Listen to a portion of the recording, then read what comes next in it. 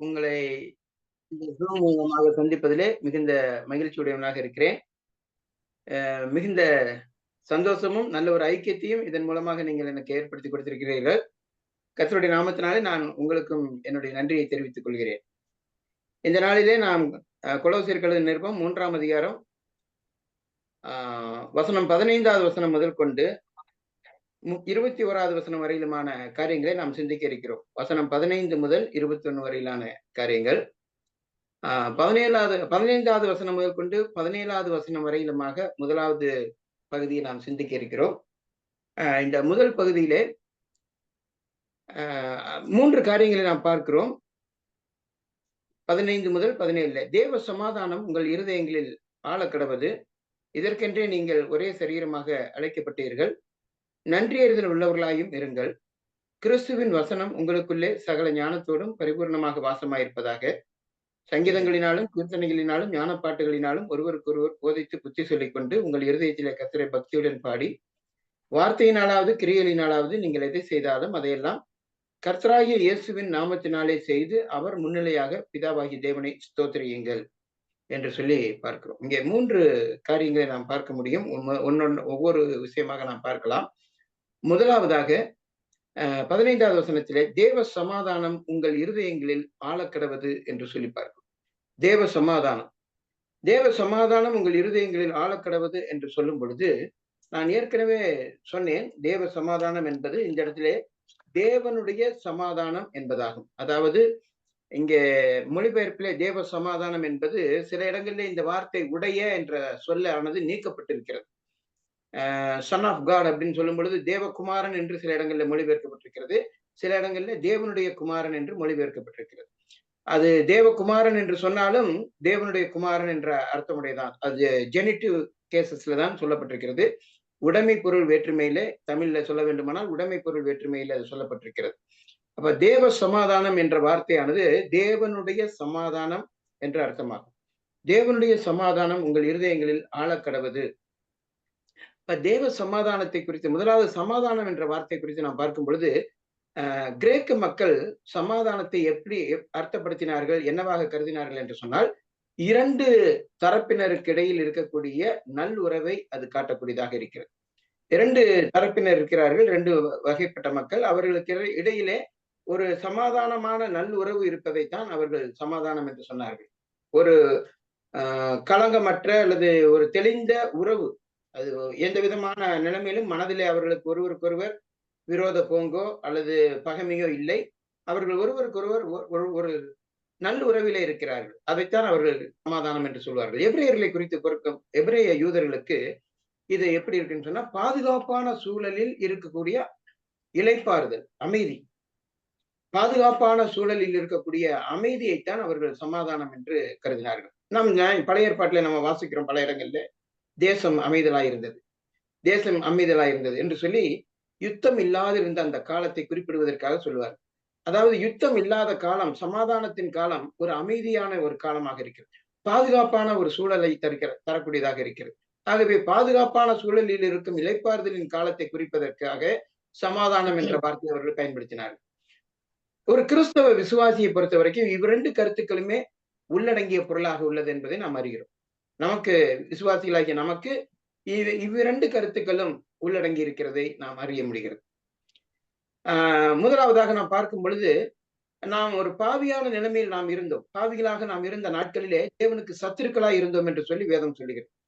முன்னே நாம் தேவனுக்கு சத்துருக்களாய் இருந்தோம், பகைஞராய் இருந்தோம், மனதிலே பகைஞராக இருந்தோம் என்று சொல்லி நாம் கொலோசியரிலே வாசிக்கிறோம், மற்றும் ரோமரிலே வாசிக்கிறோம். இங்க பகுதியிலே நாம் பாவிகளாக இருக்கும்போது தேவனுக்கு சத்துருக்களாக இருந்தோம், தேவனுக்கு பகைஞராக இருந்தோம். இப்படி தேவனுக்கு பகைஞராக நாம் இருந்த நாட்களிலே நமக்கும் தேவனுக்கும் இடையிலே ஒரு நல்லுறவு இல்லாது இருந்தது, சமாதானமற்ற நிலைமை இருந்தது. இந்த சமாதானத்தை தேவனுக்கும் நமக்கும் இடையே ஏற்படுத்தி கொடுத்தது கிறிஸ்துவாக இருக்கிறார். கிறிஸ்துவே இந்த சமாதானத்தின் காரணராக இருக்கிறார். கிறிஸ்து இந்த சமாதானத்தை நமக்கு ஏற்படுத்தி கொடுத்தது அவருடைய பலியின் மூலமாக ஒரு உடன்படிக்கையை ஏற்படுத்தி, அந்த உடன்படிக்கையின் மூலமாக நமக்கு தேவனோடு இந்த உறவிலே பகை நீக்கப்பட்டு ஒரு சமாதானத்தை ஏற்படுத்தி கொடுத்திருக்கிறார் என்று சொல்லி நாம் பார்க்க முடியும்.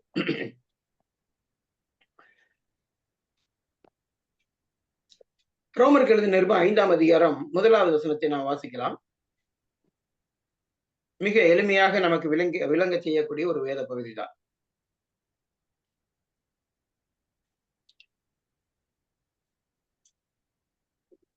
ரோமர் 5:1.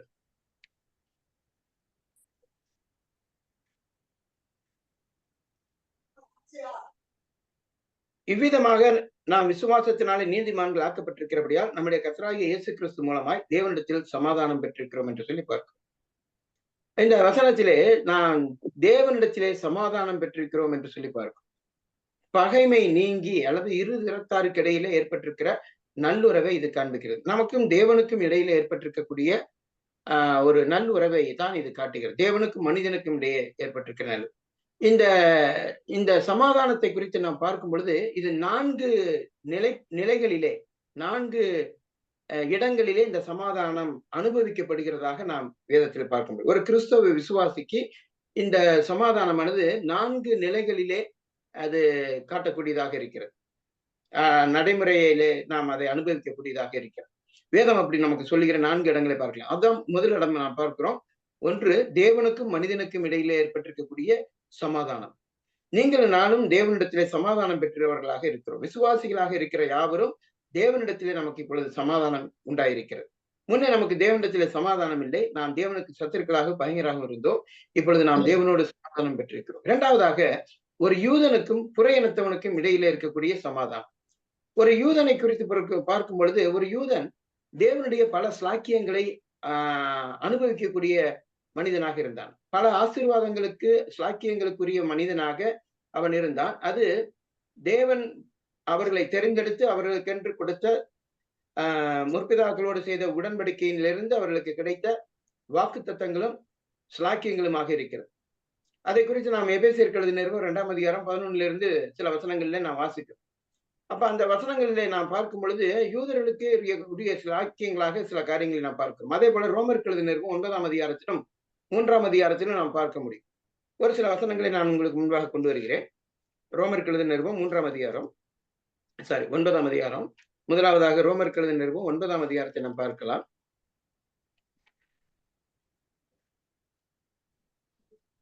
4வது வசனத்திலிருந்து 4-5 வசனங்கள். அவர்கள் இஸ்ரவேலரே, நான் படிக்கிறேன். அவர்கள் இஸ்ரவேலரே, புத்திர சுவிகாரமும் மகிமையும் உடன்படிக்கைகளும் நியாயப்பிரமாணமும் தேவ ஆராதனைகளும் வாக்குத்தத்தங்களும் அவர்களுடையவைகளே. பிதாக்கள் அவர்களுடையவர்களே. மாம்சத்தின்படி கிறிஸ்துவும் அவர்களில் பிறந்தாரே. இவர் என்றென்றைக்கும் ஸ்தோத்திரிக்கப்பட்ட சர்வத்திற்கு மேலான தேவன். ஆமேன். அதே போல 3ஆம் அதிகாரம் 3 எத்தனை? 3ஆம் அதிகாரம் 2வது வசனம். அது எவ்விதத்திலும் மிகுதியா இருக்கிறது. தேவனுடைய வாக்கியங்கள் அவர்களிடத்தில் ஒப்புவிக்கப்பட்டது. விசேஷித்த மேன்மையாமே. யூதர்களுடைய மேன்மையை குறித்து நாம் இந்த இடங்களில் படிக்கிறோம். அப்ப யூத மக்கள் அதோடு கூட எபேசியருக்கு எழுதின நிருபம் நம்ம எல்லாருக்கும் தெரிந்த ஒரு வேத பகுதி தான். எபேசியருக்கு எழுதின நிருபம் 2ஆம் அதிகாரம் 11 முதல் கொண்டு 11-12.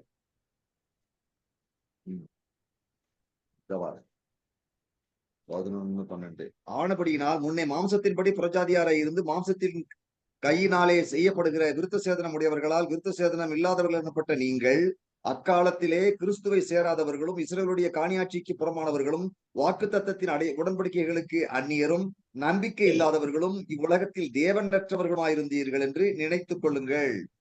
முன்னே தூரமாயிருந்த நீங்கள் இப்பொழுது கிறிஸ்து இயேசுவுக்குள் கிறிஸ்துவின் ரத்தத்தினாலே சமீபமானீர்கள்.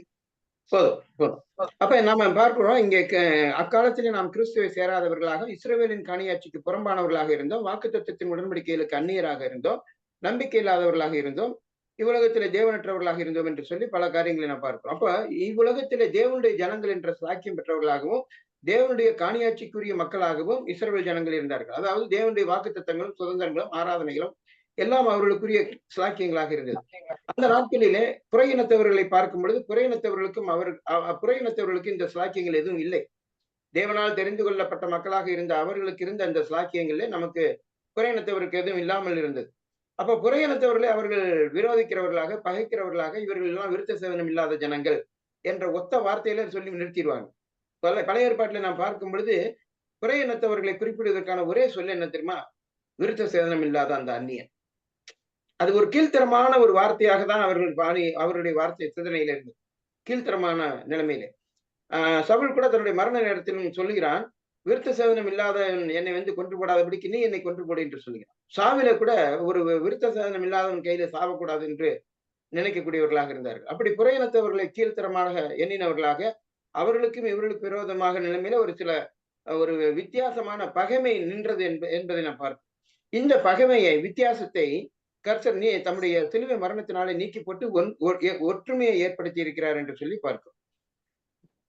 கீழ் வரக்கூடிய வசனங்களை நாம் பார்க்கும் பொழுது, முன்னே தூரமாயிருந்த நீங்கள் இப்பொழுது கிறிஸ்து இயேசுவுக்குள் கிறிஸ்துவின் இரத்தத்தினாலே சமீபமானீர்கள். எப்படி அவரே நம்முடைய சமாதானக்காரனராகி, இங்க நம்முடைய சமாதானக்காரனர் என்று சொல்றது என்னன்னா, யூதர்களுக்கும் பிரஜாதியாருக்கும் இடையில சமாதானம். முதல்ல நம்ம பார்த்தது தேவனுக்கும் மனிதனுக்கும் இடையில சமாதானம். இங்கே நாம் பார்க்கிறது என்னன்னு சொன்னா, இரு திறத்தாருக்கு அவரே நம்முடைய சமாதானக்காரனராகி இரு திறத்தாரையும் ஒன்றாக்கி பகையாக நின்ற பிரிவினையாகி நடுச்சுவரை தகர்த்து சட்டத்திட்டங்களாகிய நியாயப்பிரமாணத்தை தம்முடைய மாம்சத்தினாலே ஒழித்து இரு திறத்தாரையும் தமக்குள்ளாக ஒரே புதிய மனுஷனாக சிருஷ்டித்து இப்படி சமாதானம் பண்ணி என்று சொல்லி அடுத்து 16வது வசனத்துல இரு திறத்தாரையும் ஒரே சரீரமாக தேவனுக்கு ஒப்புரவாக்கினார். 18வது வசனத்திலே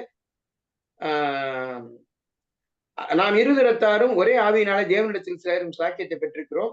17வது வசனத்திலே அவர்களுக்கும் தூரமாயிருந்த உங்களுக்கும் சமீபமாயிருந்த அவர்களுக்கும். அப்ப தூரமாயிருந்த நீங்கள்னு சொல்லும்போது பிரஜாதிகளை குறிக்கிறது, சமீபமாயிருந்தவர்கள் என்று சொல்வது யூதர்களை குறிக்கிறது.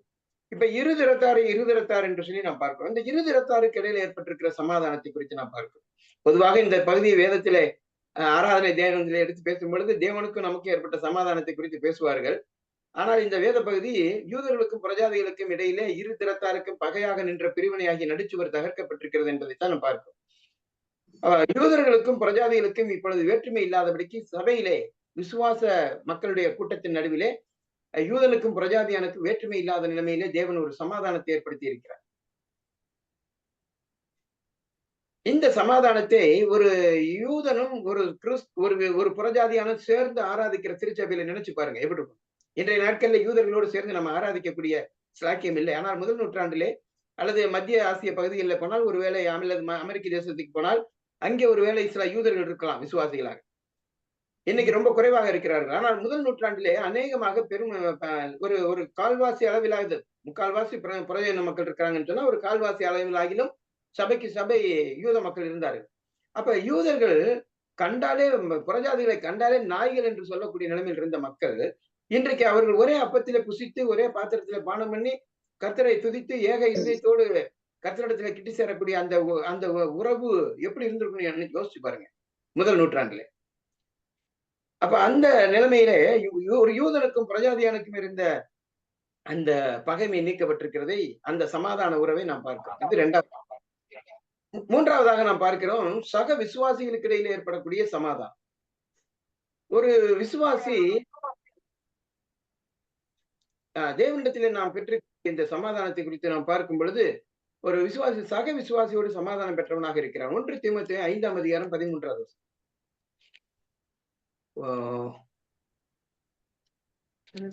1 தெசலோனிக்கேயர்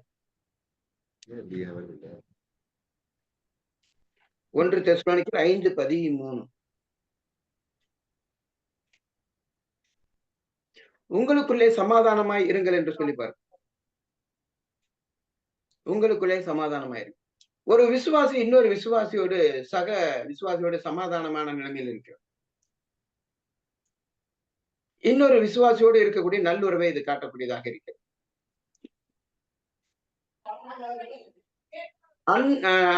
நம்மளுடைய கலாச்சார நிருபம் 5ஆம் அதிகாரத்தில் நம்ம வாசிக்கும் பொழுது ஆவியின் கனியை குறித்து சொல்லும் பொழுது அங்கேயும் கூட சமாதானம் என்று சொல்லி பார்க்கிறோம். அன்பு, விசுவாசம், சமாதானத்தை குறித்து பார்க்கிறோம். அப்ப சமாதானம் என்பது ஒரு விசுவாசிக்கும் இன்னொரு விசுவாசிக்கும் இடையில இருக்கக்கூடிய உறவு.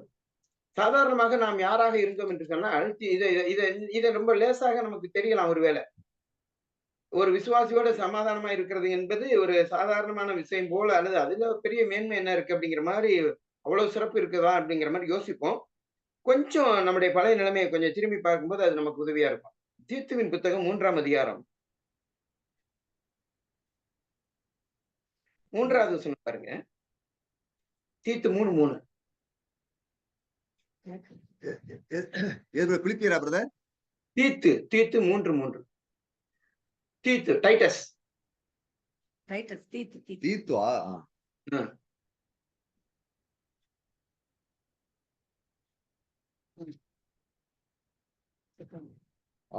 ஏனெனில் முற்காலத்திலே நாமும் புத்தியினரும் கீழ்ப்படியாதவர்களும் வழிதப்பி நடக்கிறவர்களும் பலவித இச்சைகளுக்கும் இன்பங்களுக்கும் அடிமைப்பட்டவர்களும் துர்க்குணத்தோடும் பொறாமையோடும் ஜீவனம் பண்ணுகிறவர்களும் பகைக்கப்படத்தக்கவர்களும் ஒருவரை ஒருவர் பகைக்கிறவர்களுமாயிருந்தோம். பாருங்க, ஒருவரை ஒருவர் தேவனுடைய போதும்.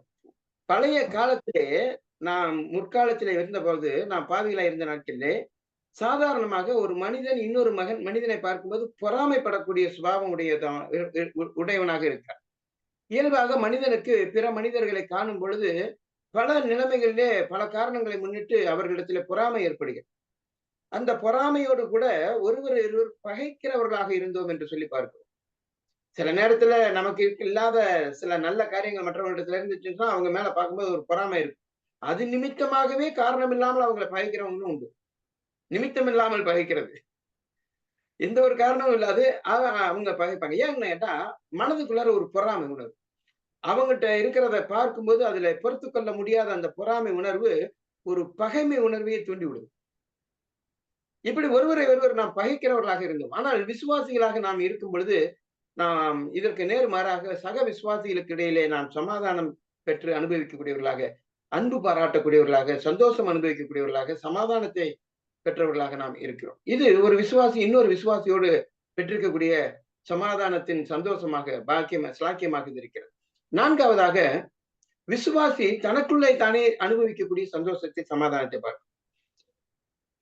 இது கிறிஸ்து நமக்குள்ளாக தந்திருக்கக்கூடிய சமாதானமாக இருக்கிறது. யோவான் சுவிசேஷம் 14ஆம் அதிகாரம் 27வது வசனம். யோவான் சுவிசேஷம் 14:27. John 14:27. 14:27. 14 எத்தனை பிரதர்? 16ஆ? 14 14 14:7ஆ? 27. 14:7ல வல்லியே.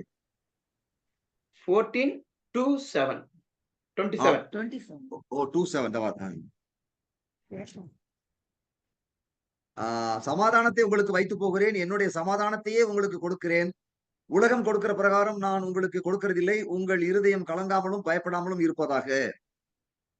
பாருங்க, சமாதானத்தை உங்களுக்கு வைத்து போகிறேன், என்னுடைய சமாதானத்தை உங்களுக்கு கொடுக்கிறேன்.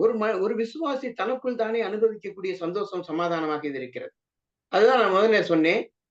தேவனிடத்திலே ஒரு மனிதனுக்கு இரு தரத்தாருக்கு இடையில் ஏற்படக்கூடிய நல்லுறவை அதுக்கு முதலாவது சமாதானம் என்ற வார்த்தை காண்பிக்கிறது. இரண்டாவதாக பாதுகாப்பான சூழலில் இருக்கக்கூடிய இளைப்பாறுதலை குறிக்கிறது. இந்த ரெண்டையும் சேர்த்துதான் ஒரு கிறிஸ்தவ விசுவாசி அனுபவிக்கக்கூடியவனாக இருக்கிறான். ஆகவே ஒரு பாவியான மனிதன் தேவனிடத்திலே சமாதானத்தை பெற்று அவன் தேவனோடு சமாதான உறவில் இருக்கிறான். தேவனிடத்தில் இருக்கிற பகைமை இல்லாமல் நீக்கப்பட்டிருக்கிறது. மாத்திரமல்லாமல் நாம் தேவனுடைய வார்த்தைக்கு கீழ்ப்படிந்து அவருடைய சித்தத்துக்கு முற்றிலும் கீழ்ப்படிந்தவர்களாக ஒப்புவித்தவர்களாக நாம் வாழும்போது இந்த சமாதானத்தை நம்முடைய உள்ளத்திலும் நாம் அனுபவிக்கிறவர்களாக இருக்கிறோம். நாம் தேவனிடத்திலே சமாதானம் பெற்றிருக்கிறது மாத்திரமல்ல, அந்த சமாதானத்தை நம்முடைய உள்ளத்திலும் நாம் அனுபவிக்கிறவர்களாக இருக்கிறோம். ஒரு விசுவாசிக்கு அந்த சமாதானத்தின் அனுபவத்தை இழந்து போகும்போதுதான் அந்த சமாதானத்தினுடைய அருமை தெரியும். இந்த சமாதானத்தை சாதாரணமா அனுபவிக்கும் போது அதனுடைய சிறப்பு கூட தெரியாம இருக்கலாம்.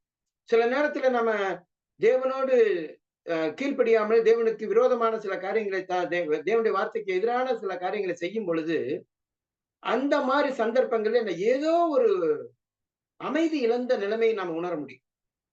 அமைதியற்ற ஒரு இருதயம். அந்த நிலை என்னன்னு சொன்னா தேவனுடைய சமாதானத்தை நாம் இழந்து போனதை காட்டி. தேவனோடு சமாதானத்தை இழக்கல, ஆனால் தேவனுடைய சமாதானத்தை நாம் இழந்து போனதை காட்டுகிறோம். அது ரட்சிப்பின் சந்தோஷத்தை அனுபவிக்க முடியாதபடிக்கு ஒரு மகிழ்ச்சியற்ற ஒரு நிலைமையை காட்டும். ஒரு விரக்தியான மனநிலை. ஒருவேளை சக விசுவாசிகள் அந்த நேரத்தில் இருக்கலாம், ஆராதனைக்கு நாம் போகலாம். ஆனால் அந்த நேரத்திலே நாம் ஒரு மகிழ்ச்சியான ஒரு உறவை பிறரிடத்திலும் பேண முடியாது. தனக்குள் தானே ஒரு விசுவாசி சமாதானத்தை அனுபவிக்காத சூழ்நிலையில் அவன் பிறரோடும் சமாதானமாக இருக்க முடியாது, சந்தோஷமாக இருக்க முடியாது. ஆகவே 4 நிலைமைகளிலே இந்த சமாதானத்தை குறித்து நாம் புதிய ஏற்பாட்டிலே அனுபவிக்கிறதை பார்க்கிறோம். ஒன்று, தேவனுக்கும் நமக்கும் இருக்கக்கூடிய சமாதானம், பெற்றிருக்கிற சமாதானம். இன்னொன்று, ஒரு புற இனத்தவருக்கும் யூதனுக்கும் ஏற்பட்டிருக்கக்கூடிய ஒரு சமாதானம்.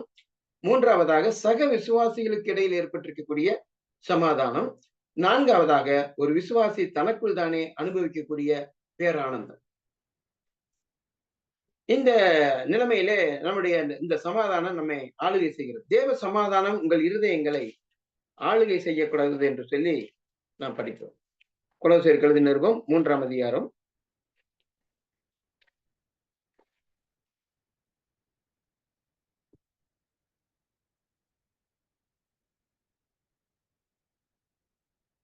தேவ சமாதானம் உங்கள் இருதயங்களில் ஆழக்கடவது.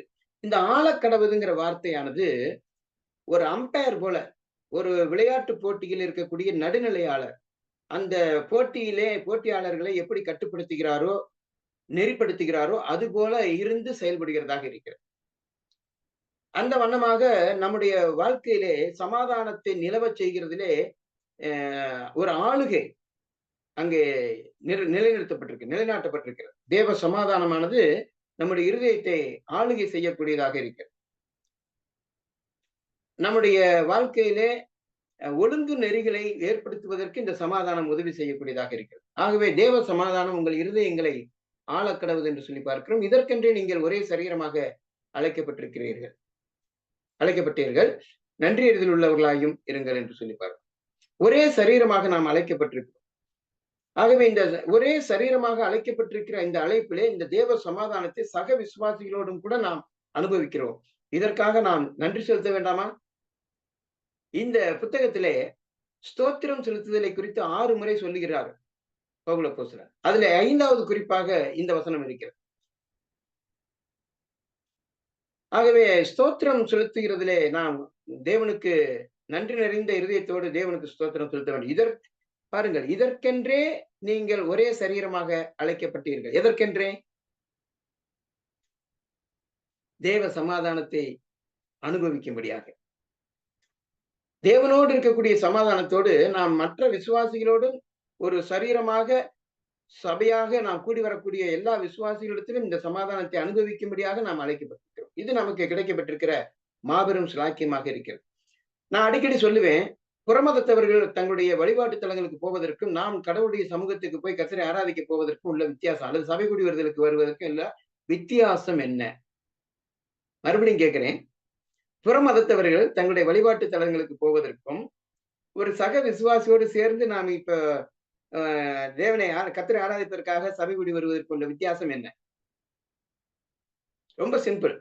ஆனா ரொம்ப ஈஸியா பதில மாட்டாங்க. சொல்லுங்க பிரதர், கேக்குதா? கேக்குது.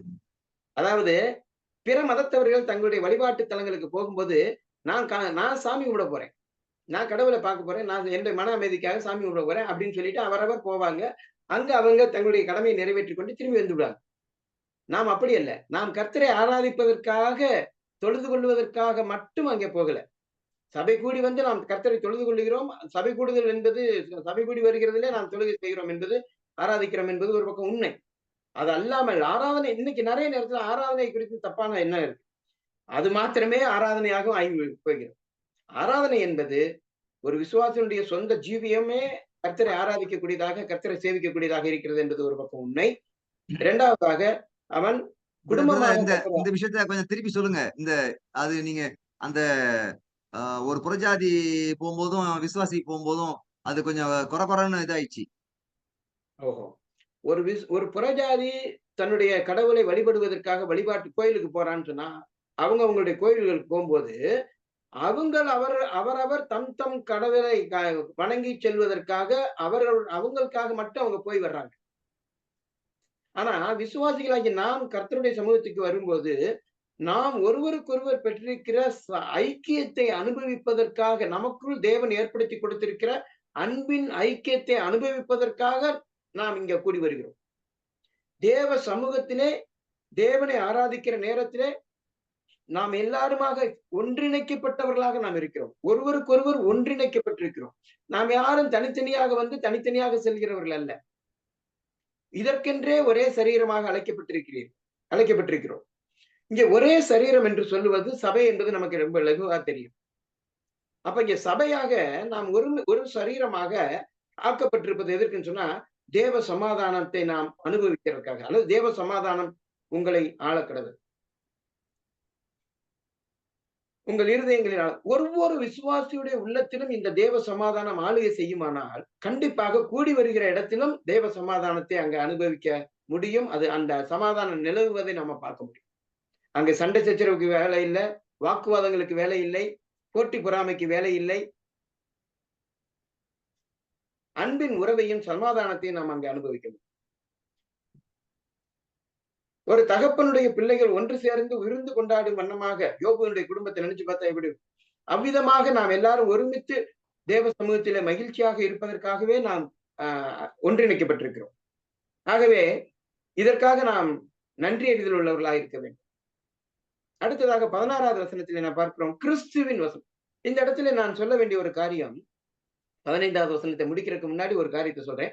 தேவ சமாதானம் என்ற வார்த்தையானது சில கிரேக்க பிரதிகளிலே கிறிஸ்துவின் சமாதானம் என்று சொல்லப்பட்டிருக்கு. ரெண்டு ஒன்றுதான். ஆனா என்ன சொல்ல வர்றேன்னு சொன்னா, அடுத்தடுத்து வரக்கூடிய வசனங்கள்ல இந்த 3 வசனத்தை நீங்க பாத்தீங்கன்னா, 15வது வசனத்திலே கிறிஸ்துவின் வசனம், தேவ சமாதானம் என்ற இடத்துல கிறிஸ்துவின் சமாதானம், அது கிறிஸ்து மூலமாக நமக்கு அருளப்பட்டது, அல்லது கிறிஸ்துவே அதை ஏற்படுத்தி கொடுத்தார். கிறிஸ்துவின் சமாதானம். 16வது வசனத்துல கிறிஸ்துவின் வசனம். 17வது வசனத்துல கர்த்தராகிய இயேசுவின் நாமத்தினாலே. அப்ப கிறிஸ்துவின் சமாதானம், கிறிஸ்துவின் வசனம், கிறிஸ்துவின் நாமம். மிக அழகாக இந்த 3ஐ நாம் பார்க்க முடிகிறது.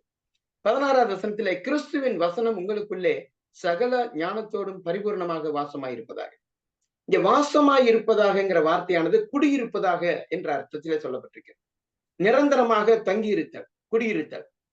அப்ப கிறிஸ்துவின் வசனம் உங்களுக்குள்ளே சகல ஞானத்தோடும் பரிபூர்ணமாக வாசமாயிருப்பதாக என்று சொல்லும்போது, இங்கே தனி மனித வாழ்க்கைக்குள்ளாக அல்லது தனி விசுவாசியுடைய இருதயத்துக்குள்ளாக இருக்கக்கூடிய நிலைமையை குறித்து பேசவில்லை. கிறிஸ்துவின் வசனம் உங்களுக்குள்ளே. இந்த உங்களுக்குள்ளே என்ற வார்த்தையானது எல்லா விசுவாசிகளின் மத்தியிலும் இருக்க வேண்டிய ஒன்று என்னன்னு சொன்னா கிறிஸ்துவின் வசனம். அதாவது எல்லா விசுவாசிகளும் கிறிஸ்துவின் வசனத்தினாலே அவர்கள் சகல ஞானத்தோடும் அவர்கள் வழிநடத்தப்பட வேண்டும்.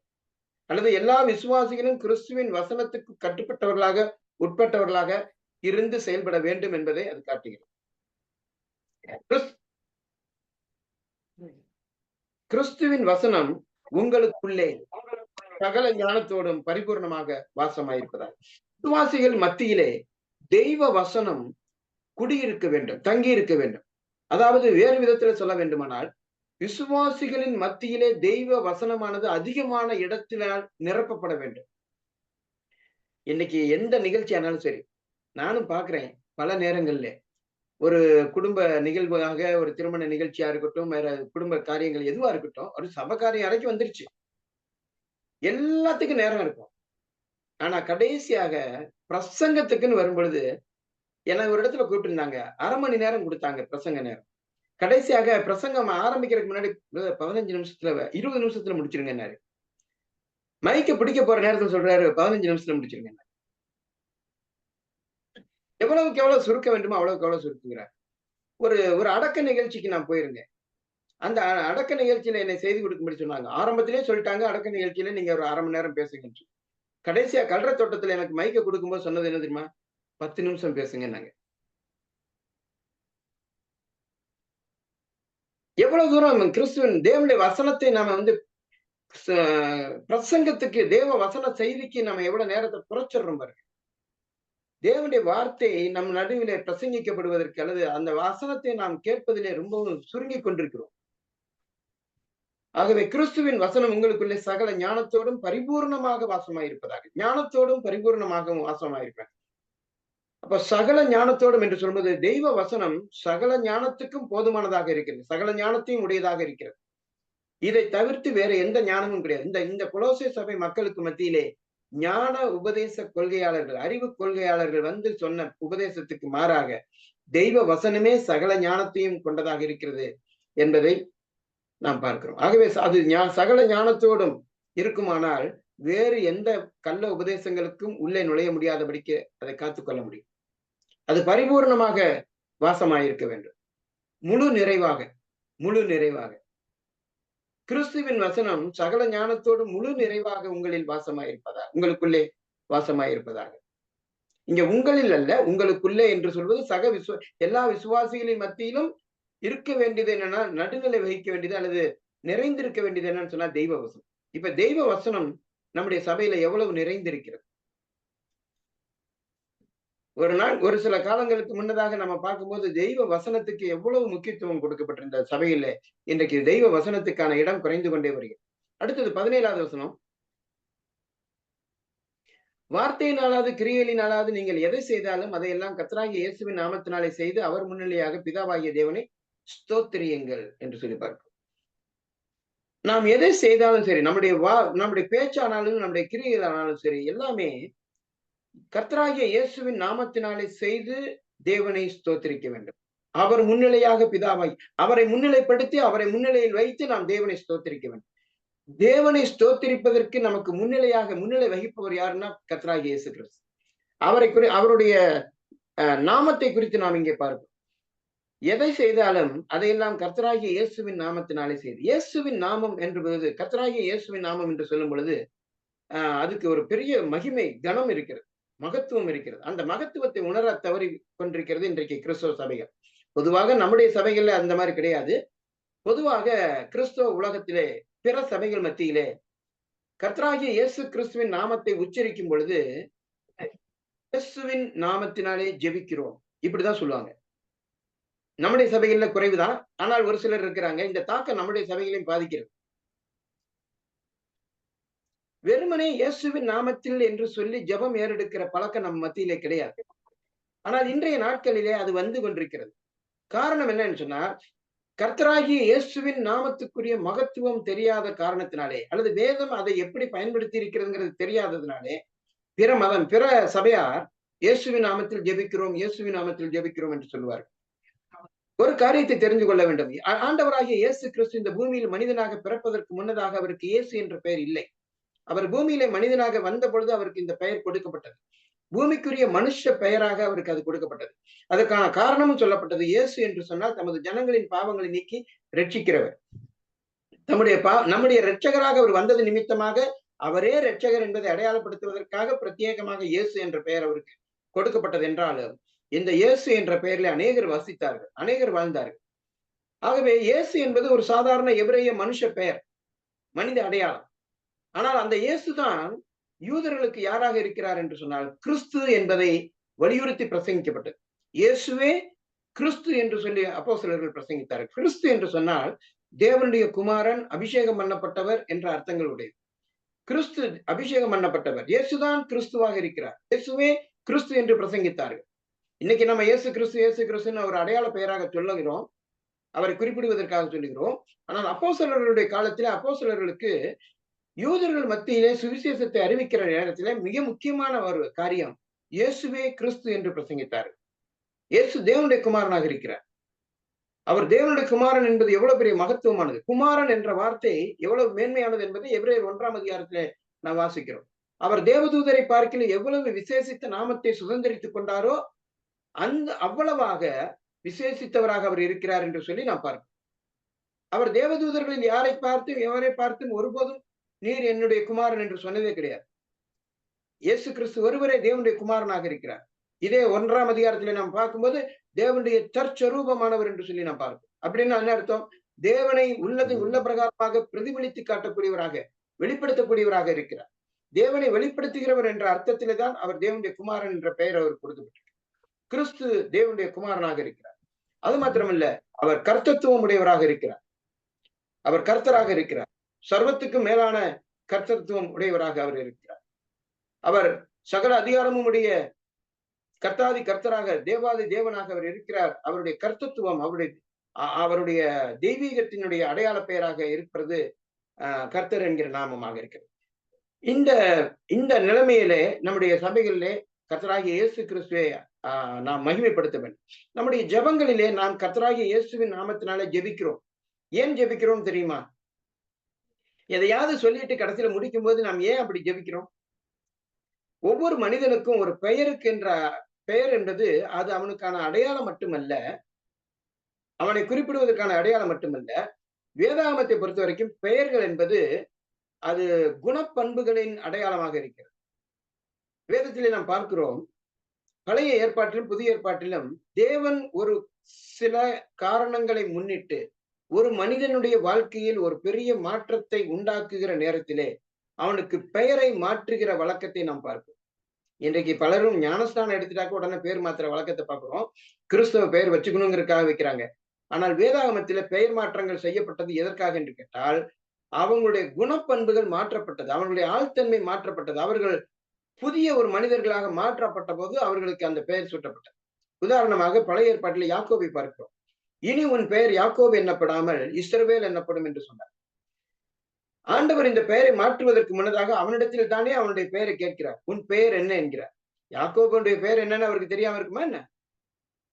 தேவனுக்கு யாக்கோபுடைய பெயர் தெரியாம இல்லை. ஆனால் இதே யாக்கோபு எத்தனாக பெயருக்கேற்ற வாழ்க்கை வாழ்ந்து தன் தகப்பனை சகோதரனை ஏமாற்றுகிறவனாக இருந்தான். அவன் அப்படி தன்னுடைய சுய சாமர்த்தியத்தினாலே வாழ்ந்துடலாம் என்று நினைக்கிற நினைப்புல அவன் வாழ்ந்துட்டு இருந்தவனே, நான் அப்படி என்னால முடியாது, தேவன் என்னை ஆசீர்வதித்தாலுடைய எனக்கு ஆசீர்வாதம் வராது, மெய்யான ஆசீர்வாதம் தேவனிடத்திலிருந்து தான் வருங்கிறத அவனுக்கு உணர்த்துறதுக்காக அவன்கிட்ட கர்த்தர் கேட்கிறாரு, உன் பெயர் என்னன்னு கேட்கிறாரு. அவனும் பெயரை சொல்றான். பேரை தெரியாததுனால அவன் என்னுடைய பெயர் ஆண்டவருக்கு தெரியாதுன்னு நினைச்சு சொல்லல, அவன் அர்த்தத்தோட சொல்றான். ஆண்டவர் கேட்கிற அர்த்தம் என்னன்னு தெரிஞ்சு சொல்றான். ஆண்டவரே, என் பெயர் எத்தன், நான் யாக்கோப். பழைய ஏற்பாடு முடியும் போது எப்படி தெரியுமா முடியுது? மல்கியாவின் புஸ்தகத்துல இந்த ஜனங்கள், இந்த இஸ்ரவேல் என்ற பெயரை சூட்டினவர் அந்த ஜனங்களுக்கே அந்த பெயர் உண்டானது. இஸ்ரவேல் என்கிற பெயர் யாக்கோபுக்கு மட்டுமல்ல, யாக்கோபின் சந்ததியாருக்கும் அந்த பெயர் இஸ்ரவேலர் என்ற பெயர் உண்டானது. இன்றளவு அந்த பெயர் நிற்கிறது. ஆனால் பழைய ஏற்பாட்டை முடிக்கிற நேரத்தில் கர்த்தர் சொல்லுகிறார், நான் கர்த்தர், நான் மாறாதவர், ஆகையால் இஸ்ரவேல் புத்திரராகிய நீங்கள் நிர்மூலமாகவில்லைன்னு சொல்லல, யாக்கோபின் புத்திரராகிய நீங்கள் நிர்மூலமாகவில்லை. ஏன் அந்த இடத்துல யாக்கோபின் புத்திரர்னு சொல்றாரு? அவங்களுடைய குணப்பண்புகளின் நிமித்தமாக அப்படி சொல்றாரு. வஞ்சிக்கிறவர்கள், தசம பாகத்திலும் காணிக்கையிலும் தேவனை வஞ்சிக்கிறவர்களாக அவர்கள் இருந்தார். அதனால அவர்கள் சரியான ஒரு பெயரை சொல்லுகிறார். யாக்கோபுக்கு இஸ்ரவேல் என்று மாற்றினவர், இஸ்ரவேலருக்கு யாக்கோபின் சந்ததியார் என்று பெயர் மாற்றி பேசுகிறார். இதே வண்ணமாக புதிய ஏற்பாட்டிலே பேதுருக்கு பெயர் மாற்றினதை நாம் பார்ப்போம். பேதுருவனுடைய பெயரை ஆண்டவர், யோனாவின் குமாரனாகிய சீமோனே, நீ இது முதல் பேதுரு என்னப்படுவாயின்னு சொன்னார். சீமோன் என்று சொன்னால் தத்தளிப்பவன் என்ற அர்த்தம். தளம்புகிறவன், தண்ணீரை போல தளம்புகிறவன், நிலையற்றவன். ஆனால் அவனுக்கு பேதுரு என்ற பெயர் வைத்தார். பெட்ரா அப்படின்னு சொன்னா, பெட்ராஸ் என்று சொன்னால் அதன் கற்பாரை போல ஒரு உறுதியான நிலைமையிலே, ஒரு கல்லை போல உறுதியான நிலைமையில் இருப்பான் என்பதற்காக அடையாளமாக அந்த மாதிரி பெயர் மாற்றினார். ஆனால் அதே பேதுருவை பார்த்து கர்த்தர் சொல்கிறார் ஒரு நாளிலே, சீமோனே சீமோனே, இந்த நாள் ராத்திரியிலே நீ என்னை அறிந்திருக்கிறதை குறித்து சேவல் 2 தரம் கூவுகிறதற்கு முன்னே 3 தரம் என்னை மறுதலிப்பாய். அப்ப அந்த இடத்துல அவனுக்கு பேர் வச்சது ஆண்டவர் மறந்துட்டாரா? இன்னொரு சந்தர்ப்பத்தில் சொல்றாரு, என்னை நீங்கள் யார் என்று சொல்லுகிறீர்கள் என்று கேட்கும்போது எல்லாரும் அமைதியா இருக்கையில பேதுரு மாத்திரம் சொல்றாரு, நீர் ஜீவனுள்ள தேவனுடைய குமாரனாகிய கிறிஸ்துன்னு சொல்றாரு. இயேசுவை அவன் கிறிஸ்து என்று அறிக்கையிட்ட மாத்திரத்துல ஆண்டவர் சொல்றாரு, யோனாவின் குமாரனாகிய சீமோனே, மாம்சமும் ரத்தமும் இதை உனக்கு வெளிப்படுத்தவில்லை, பரலோகத்தில் இருக்கிறேன் பிதா இதை உனக்கு. அந்த இடத்துல சீமோன் என்று சொல்கிறார். காரணம் என்ன என்று சொன்னால், சீமோனே, இது நீ மனுஷனாக இருக்கிறாய், மனித அறிவிலை நீ இதை அறிந்து கொள்ளவில்லை, தேவன் உனக்கு இந்த காரியத்தை வெளிப்படுத்தினாருங்கிறது. அப்போ நீ யோனாவின் குமாரன், நான் தேவனுடைய குமாரன், ரெண்டுக்குள்ள வித்தியாசத்தை காண்பிக்கிறேன்.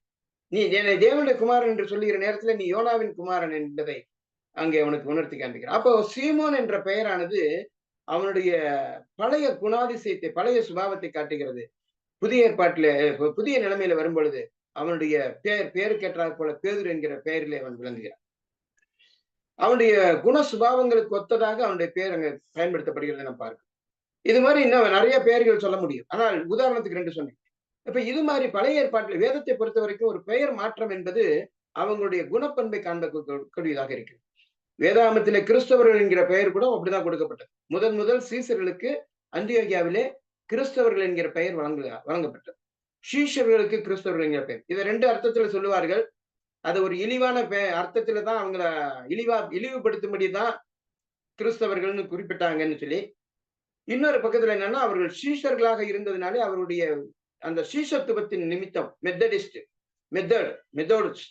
என்ற அந்த கிரேக்க வார்த்தையின் அடிப்படையிலே அவர்கள் ஒரு சீஷத்துவத்தை பின்பற்றினார்கள். கிறிஸ்துவை பின்பற்றக்கூடிய, கிறிஸ்துவை காட்டக்கூடியவர்களாக இருந்தார்கள் என்பதனாலே கிறிஸ்து அவர்கள் என்கிற பெயர் அங்க கிறிஸ்தவர்கள் என்ற பெயர் கொடுக்கப்பட்டதாகவும் சொல்லுவார்கள். எது எப்படி ஆனாலும் சரி, குணப்பண்பின் அடையாளமாக அது இருக்கிறது. பியூரிட்டன்ஸ் என்ற பெயர் ஏளனமான ஒரு பெயராக கொடுக்கப்பட்டது 19ஆம் நூற்றாண்டிலே. ஆனால் அந்த பெயரானது பின்னாட்களிலே ஏளன பெயராக இருந்தாலும் அதுதான் அவர்களுக்கு மரியாதைக்குரிய, கனத்துக்குரிய பெயராக மாறினது. அவர்களுடைய வாழ்க்கையினுடைய உண்மையான உபதேசத்துக்கு ஏற்ற நிலைமையில் அவர்கள் பியூரிட்டன்ஸ் என்ற பெயர் இப்பொழுது சபையின் சரித்திரத்திலே விசுவாசிகளால் கௌரவமாக பேசப்படுகிறது. அது கேவலமான பெயர்கள். அதே போல பல பெயர்கள் காரண பெயர்களாக வந்தது. இதெல்லாம் வந்து இந்த மெத்தடிஸ்டுகள் என்ற பெயர் வந்தது. சால்வேஷன் ஆர்மி என்று சொல்லக்கூடிய இரட்சணிய சேனையை, இது மாதிரியான பல மக்களை குறித்து நாம் பார்க்கும் பொழுது அவர்களுடைய பெயர்கள் எல்லாம் பண்பின் அடிப்படையிலே அவர்களுடைய அடையாள பெயர்களாக இருந்தது. ஒன்று. இரண்டாவதாக நாம் பார்க்கும்போது பெயர் என்பது அதிகாரத்தை காட்டக்கூடியதாக இருக்கு. ஒரு மனிதனுடைய அதிகாரத்தை அது காட்டக்கூடியதாக இருக்கு. ஒரு நாணயத்தை கொண்டு வந்து அந்த நாணயத்தை காட்டி கேட்கிறார், இந்த மேலெழுத்தும் இந்த சொரூபமும் மேலெழுத்தும் யாருடையது? ராயனுடையதுன்னு சொல்றாங்க. அப்ப அந்த மேலெழுத்து ராயனுடைய அடையாளத்தை காட்டக்கூடியதாக, அதிகாரத்தை காட்டக்கூடியதாக இருக்கு. ராயனுடைய முகம், அதோடு அவனுடைய மேல் எழுத்து பேரு, அது அவனுடைய அதிகாரத்தை காட்டக்கூடியதாக இருக்கு. நம்ம இந்தியாவில நம்ம ஆட்சி செய்த பிரிட்டிஷாருடைய ஆட்சி காலத்திலே அந்த பிரிட்டிஷாருடைய ஆட்சியாளர்களுடைய நாணயங்கள், கவர்னருடைய பெயரோ அல்லது மகாராணியினுடைய பெயரோ அதுல நாணயத்தில் அச்சிடப்பட்டிருக்கிறது பார்ப்போம். அது மாதிரியாக அந்த பெயரானது அதிகாரத்தை காட்டுகிறது. நாம் ஒரு கடிதத்தை எழுதுகிறோம், அந்த கடிதத்தை எழுதிட்டு கடைசியில கையெழுத்து போடாம அனுப்பணும்னா அனுப்புவோமா? அந்த கடிதம் என்னுடையது அப்படிங்கறத அதிகாரத்தை நம்ம காட்டுறது அந்த கையெழுத்து. அதுதான் நம்முடைய அந்த பெயருக்குரிய அந்த உரிமையை, அடையாளத்தை காட்டக்கூடியதாக இருக்கு. அடுத்ததாக வங்கிக்கு நாம் போறோம். வங்கியில போய் நம்முடைய பணத்தை எடுப்பதற்காக நம்ம செக் எழுதி கொடுத்துடுறோம். கீழே கையெழுத்து போடாம கொடுத்தோம்னாக்க பணம் கிடைக்குமா? என்னுடைய பேர்ல தாங்க இருக்குது, என்னுடைய அக்கௌண்ட் தான் அப்படின்னு சொன்னா கொடுத்துருவாங்களா? பிரதர் கொடுப்பீங்களா நீங்க வங்கியில இருந்த நாட்கள்ல? ஆனா அதுல சைன் பண்ணணும் இல்லையா? அந்த சைன் பண்றதுதான் நான் தான் அப்படிங்கிறதுக்கான அதிகாரத்தை காட்டு. அப்ப கர்த்தராகிய இயேசு கிறிஸ்துவின் நாமம் என்பது அவருடைய அதிகாரத்தை காட்டுகிறது. அவருடைய அதிகாரத்தினாலே நாம் எல்லாவற்றையும், அவருடைய அதிகாரத்துக்கு கீழ்ப்பட்டவர்களாக அவருடைய அதிகாரத்தை முன்வைத்து நம்முடைய எல்லா காரியங்களும் இருக்க வேண்டும். நம்முடைய வார்த்தையானாலும் செய்கையானாலும் எல்லா காரியங்களாலும், வார்த்தையினாலும் கிரியையினாலும் நீங்கள் எதை செய்தாலும் அதையெல்லாம் அப்ப எதையெல்லாம் நாம் கர்த்தராகிய இயேசு கிறிஸ்துவின் நாமத்தினாலே செய்ய முடியாதோ அது நிமித்தமாக நாம் தேவனுக்கு ஸ்தோத்திரம் செலுத்த முடியாது. நாம் எதையெல்லாம் கர்த்தராகிய இயேசுவின் நாமத்தினாலே செய்யக்கூடியவர்களாக இருக்கிறோமோ அதெல்லாவற்றுக்காக நாம் கர்த்தரை ஸ்தோத்திரிக்க வேண்டும், தேவனை ஸ்தோத்திரிக்க வேண்டியது அவசியமாக இருக்கு. அடுத்ததாக எவ்வளவு நேரம் இருக்கு?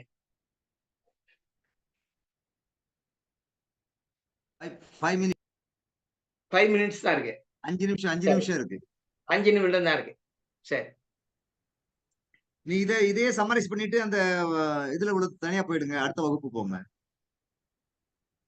இத சம்மரைஸ் பண்ணிட்டு இதையே இப்ப சொன்னதே சம்மரைஸ் பண்ணிட்டு அந்த மனைவிகளே புருஷர்களேங்கிறதுக்கு அடுத்த வகுப்பு போங்கங்கிற. ஆமா, இப்ப நம்ம 3 காரியங்களை பார்த்தோம். அதாவது தேவ சமாதானத்தை குறித்து நாம் பார்க்கும்போது அந்த சமாதானம் நமக்கு ஏற்படுத்தப்பட்டிருக்கிற சமாதானம், தேவனோடு இருக்கக்கூடிய சமாதானம், யூதனுக்கும் பிரஜாதியானுக்கு ஏற்படுத்தப்பட்டிருக்கிற கிறிஸ்துவின் மரணத்தினால் உண்டான சமாதானம், சக விசுவாசிகளுக்கு இடையில் அனுபவிக்கக்கூடிய ஒரு உறவு, அடுத்ததாக ஒரு விசுவாசி தனக்குள் தானே அனுபவிக்கக்கூடிய சமாதான வாழ்க்கை. துன்மார்க்கருக்கு சமாதானம் இல்லை என்று சொல்றார். தேவனோடு சமாதானம் பெற்றிருக்கிற நமக்குள்ளாகவும் சமாதானம் அனுபவிக்கக்கூடியவர்களாக இருக்கிறோம். பிலிப்பியருக்கு எழுதின நிருபம் 4ஆம் அதிகாரம் 7வது வசனத்துல கூட பார்க்கிறோம். எல்லா புத்திக்கும் மேலான தேவ சமாதானம் உங்கள் இருதயங்களையும் சிந்தைகளையும் கிறிஸ்து இயேசுவுக்குள்ளாக காத்துக்கொள்ளும். இந்த தேவ சமாதானத்தை இழந்து போவதற்கு, நமக்குள்ளாகவே இருக்கிற சமாதானத்தை இழந்து போவதற்கு 2 காரணங்கள். ஒண்ணு, பாவத்தினால சமாதானத்தை இழந்து போவோம்னு சொல்லுவாங்க. பாவத்தினால மட்டும் இல்ல, நம்ம பாரத்தினாலையும் பாரமான காரியங்கள்னாலே சமாதானத்தை போறோம். அதனாலதான் எந்த காரியத்தை குறித்தும் பாரமான எல்லாவற்றையும் தேவனுக்கு தெரியப்படுத்தணும்னு சொல்றாரு. உங்கள் கவலைகளை எல்லாம் அவர் மேல் வைத்து விடுங்கள். பாரமான கவலைகளையும் பாரங்களையும் அவர் மேல் நாம் சுமத்தி விடும்போது எல்லா புத்திக்கும் மேலான தேவ சமாதானம் நம்முடைய இருதயங்களை நிரப்புகிறதாக இருக்கு. ஆகவே இந்த சமாதானத்தை குறித்து பார்த்தோம். அடுத்ததாக கிறிஸ்துவின் வசனம், அதை குறித்து நாம் பார்த்தோம். கிறிஸ்துவின் வசனம், கிறிஸ்துவின் வார்த்தை, கிறிஸ்துவின் நாமம். தேவனுடைய வார்த்தை, தேவனுடைய வசனம், தேவனுடைய நாமம், கர்த்தராகிய இயேசு கிறிஸ்துவின் நாமம். இந்த பிலிப்பியர் 4:7 சொல்லும்போது 2 விஷயம் நீங்க ஒண்ணுதான் சொன்னீங்க. அதான் ஒண்ணு பாவத்தினால சமாதானத்திலிருந்து போறது, இன்னொன்னு நம்முடைய கவலைகள் பாரங்களை எல்லாம் சுமப்பதுனாலே தேவ சமாதானம்.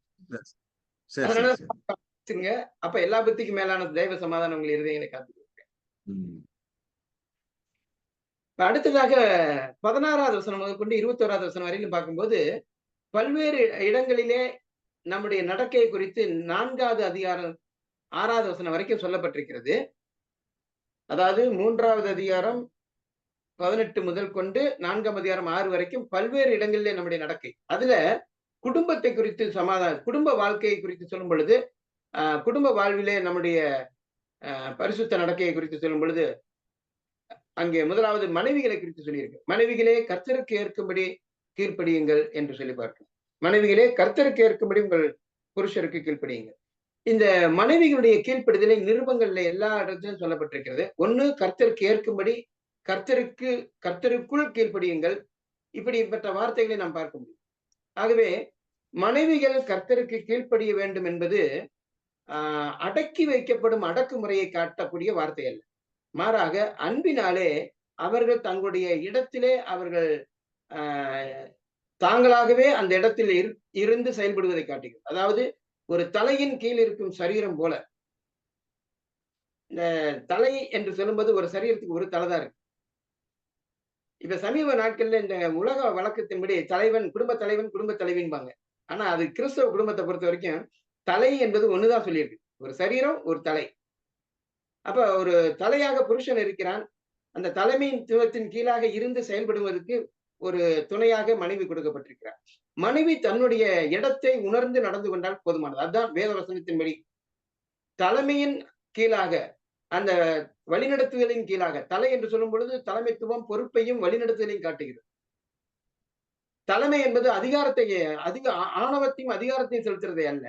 தலை என்பது பொறுப்பையும் வழிநடத்துதலையும் காட்டுகிறது. அந்த வழிநடத்துதலின் கீழாக இல்லாமல் தன்னுடைய சுய தீர்மானத்தின்படி செயல்பட்டதுதான் ஏவாளுடைய தவறு. ஆகவே மனைவிகளே கர்த்தருக்கு ஏற்கும்படி நீங்கள் கீழ்ப்படியுங்கள் என்று சொன்னால் கர்த்தர் வைத்திருக்கிற அந்த நிலைமையில் நீங்கள் இருங்கள் என்பதுதான் அதனுடைய பொருள்.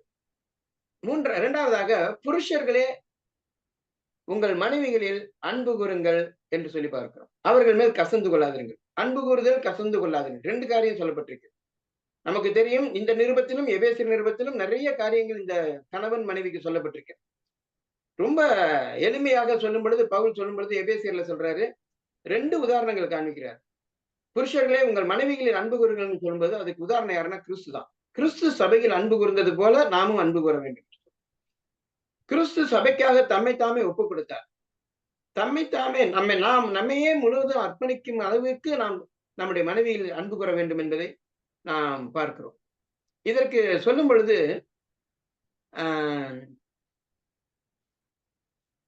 எபேசியர் 5ஆம் அதிகாரம் 29வது எபேசியர் 5:29. அதாவது சுபாவத்தின்படி அன்பு கூறுதல். ஒருவன் தன் சொந்த மாம்சத்தை பகைத்தவன் ஒருவனும் இல்லை. தன் சொந்த மாம்சத்தை பகைத்தவன் ஒருவனும் இல்லையே. கர்த்தர் சபையை போஷித்து காப்பாற்றுகிறது போல ஒவ்வொருவனும் தன் மாம்சத்தை போஷித்து காப்பாற்றுகிறான். தன் சொந்த மாம்சத்தை காப்பது போல. அப்ப தன் சொந்த மாம்சத்தை யாரும் பகைக்கிறது? என்னை நானே நான் பகைக்கிறேன். இது சுபாவ அன்பை காண்பிக்கிறது. அதாவது சுபாவ ரீதியான நிலைமையில் அன்பு செலுத்துது. சுபாவ அன்பை குறித்து பேசல, சுபாவ ரீதியான அன்பு. அதாவது என் சொந்த மாம்சத்தை நான் ஒருபோதும் பகைக்கிறது. அப்ப அது மாதிரி சுபாவ ரீதியாகவே நாம் என்ன செய்யணும்னு சொன்னா மனைவியை அன்பு கூறணுங்கிறத சொல்றாரு. இரண்டாவதாக 33வது வசனம், எப்படியும் உங்களில் அவனவன் தன்னிடத்தில் அன்பு கூறுவது எப்படியும் போல தன் மனைவியிடத்தில் அன்பு கூற கடவன். ம். தன்னை நேசிப்பது போல தன் மனைவியை நேசிக்க வேண்டும் என்று சொல்றார். தன்னிடத்தில் அன்பு கூறுவது போல கிறிஸ்துவின் வசனத்தின் நிமித்தம், கிறிஸ்துவின் தான் இங்க சொல்லியிருக்க, கிறிஸ்துவின் வசனத்தின் நிமித்தம் நாம் அன்பு செலுத்த வேண்டும். உங்களில் அவனவன் தன்னிடத்தில் அன்பு கூறுவது போல தன் மனைவியிடத்திலும் அன்பு கூற கடவன் கட்டளையாக சொல்லியிருக்கு. அப்ப இது வசனத்தின் நிமித்தம் அன்பு கூறுதல். அடுத்ததாக 32வது வசனம், இந்த ரகசியம் பெரியது, நான் கிறிஸ்துவை பற்றியும் சபையை பற்றியும் சொல்லுகிறேன். கணவனுக்கு மனைவிக்கு இடையில் இருக்கக்கூடிய உறவானது கிறிஸ்துவுக்கு சபைக்கும் இடையில் இருக்கக்கூடிய உறவின் அடையாளமாக இருக்கிறது. ஆகவே கிறிஸ்துவின் நிமித்தம் அல்லது இந்த உறவின் மேன்மை நிமித்தமாக நாம் அன்பு செலுத்த வேண்டும். தேவன் கணவனை மனைவி இணைத்திருக்கிறதனுடைய இந்த மேன்மை சபைக்கும் கிறிஸ்துவுக்கும் உள்ள உறவின் அடையாளமாக இருக்கிறது. ஆகவே இந்த உறவின் மகத்துவத்தை உணர்ந்து நாம் மனைவியின் இடத்தில் அன்பு கூற வேண்டும் என்பதை பார்க்கும். ஆவிக்குரிய காரணத்தின் நிமித்தமாக அன்பு கூற வேண்டும் என்பதை 1 பேதுரு 3:7 பார்ப்போம். 1 பேதுரு 3:7 ஆவிக்குரிய காரணங்களின் நிமித்தமாக நாம் அன்பு கூற வேண்டும்.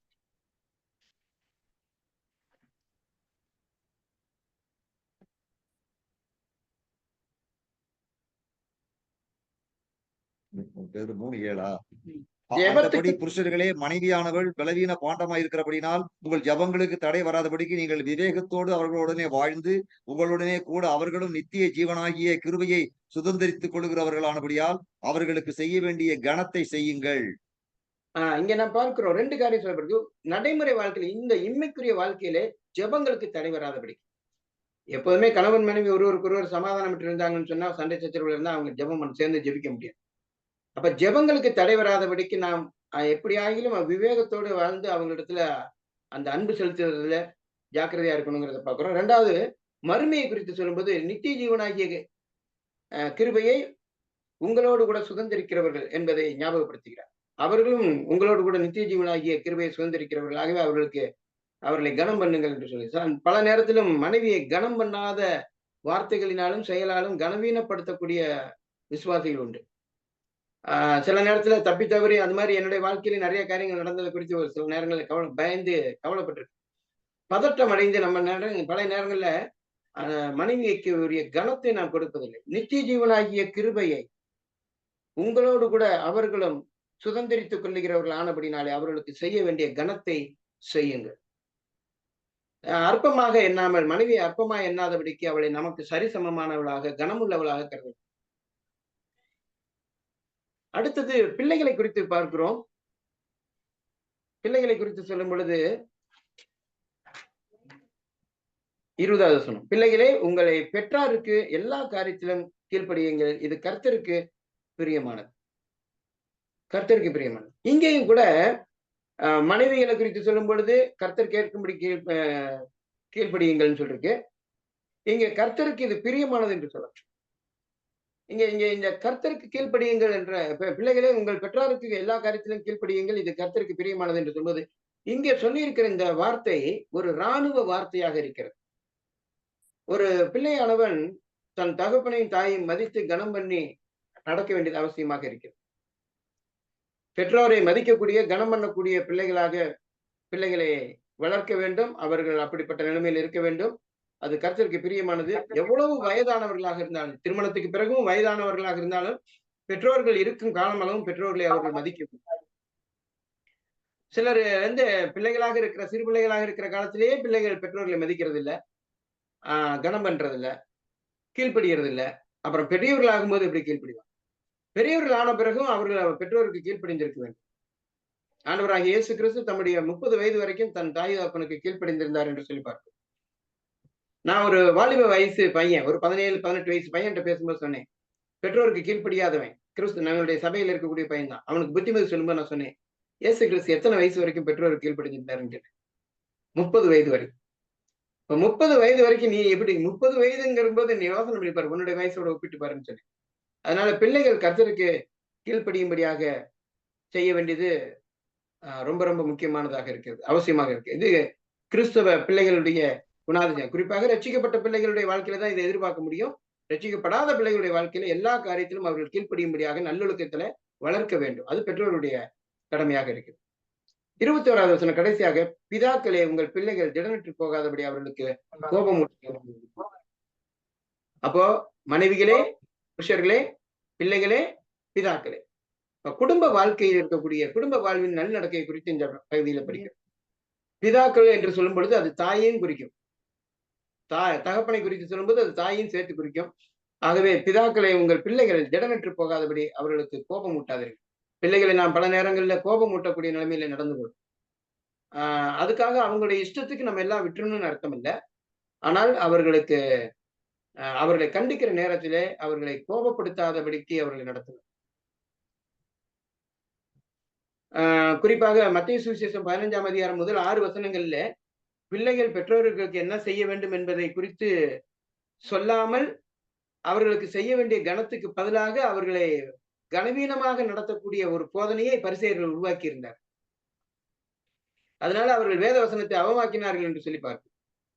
எப்படியானாலும் பிள்ளைகள் பல நேரங்களில் பெற்றோர்களுக்கு விரோதமாக கோபப்படக்கூடிய அளவுக்கு தூண்டப்படுகிறார்கள். அந்த மாதிரி நாம பிள்ளைகளை முரட்டுத்தனமான நிலைமையிலே கையாளக்கூடாது. அவர்களை பெரம்பை கொண்டு அடிக்க வேண்டும், கீழ்ப்படுத்த வேண்டும் என்றெல்லாம் சொல்லியிருந்தாலும் அவர்களை ஒருபோதும் கோபப்படுத்தும் விதமாக தவறான நிலைமையிலே நடத்தக்கூடாது என்பதை பார்க்கும். அப்போ மனைவிகள் கீழ்ப்படிந்திருக்க வேண்டும், புருஷர்கள் அன்பு செலுத்த வேண்டும், பிள்ளைகள் கீழ்ப்படிய வேண்டும், பிதாக்கள் கோபப்படுத்தாதபடிக்கு பெற்றோர்கள் பிள்ளைகளை வளர்க்கிற விஷயத்துல அவர்களுக்கு வேத வசனத்தின் போதனையிலும் சிச்சையிலும் வளர்க்க வேண்டும் என்பதை நாம் பார்க்கிறோம். இப்ப இந்த மாதிரி அருமையான காரியங்களை நாம் இன்றைக்கு நாம் சிந்தித்திருக்கிறோம். தேவ சமாதானத்தை குறித்து சிந்தித்தோம். அடுத்ததாக கிறிஸ்துவின் வசனத்தை குறித்து நாம் பார்த்தோம், கிறிஸ்துவின் நாமத்தை குறித்து பார்த்தோம், கிறிஸ்துவனுடைய வார்த்தை, கிறிஸ்துவனுடைய சமாதானத்தை குறித்து பார்த்தோம். தேவ சமாதானம், தேவ வார்த்தை, கர்த்தராகிய இயேசு கிறிஸ்துவின் நாமம். அடுத்ததாக குடும்பத்திலே மனைவி, புருஷன், பிள்ளைகள், பெற்றோர், இந்த 4 காரியங்களை குறித்து கடைசியாக சிந்தித்தோம். கர்த்தர் தாமே தொடர்ந்து நமக்கு கிருபை செய்வாராக. இதுக்கு எல்லாவற்றுக்கும் காரணம் தெய்வ வசனம் அவர்களுக்குள்ளாக இருந்து கிரியை நடப்பிக்க வேண்டும். தெய்வ வசனத்துக்கு ஒருவர் கீழ்ப்படிய வேண்டும்.